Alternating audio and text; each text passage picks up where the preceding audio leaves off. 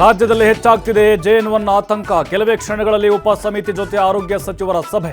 ಮುಂದಿನ ಕ್ರಮಗಳ ಕುರಿತು ಚರ್ಚೆ. ಹೊಸ ವರ್ಷದ ಹೊಸ್ತಿಲಲ್ಲೇ ಕೊರೋನಾ ಹೆಚ್ಚಳ. ಬೆಂಗಳೂರಿನಲ್ಲಿ ವಿಶೇಷ ಎಚ್ಚರಿಕೆ ವಹಿಸಲು ಸೂಚನೆ. ಸಂಬಂಧಿಸಿದವರ ಜೊತೆ ಸಭೆ ನಡೆದಿದೆ ಎಂದ ಗೃಹ ಸಚಿವ.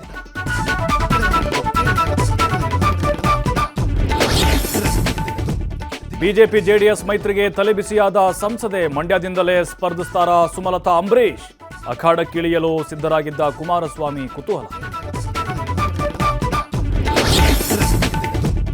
ರಾಜ್ಯ ಸರ್ಕಾರದ ಯುವ ನಿಧಿ ಯೋಜನೆ ನೋಂದಣಿಗೆ ಇಂದು ಚಾಲನೆ. ವಿಧಾನಸೌಧದ ಬ್ಯಾಂಕ್ವೆಟ್ ಹಾಲ್ನಲ್ಲಿ ಕಾರ್ಯಕ್ರಮ ಚಾಲನೆ.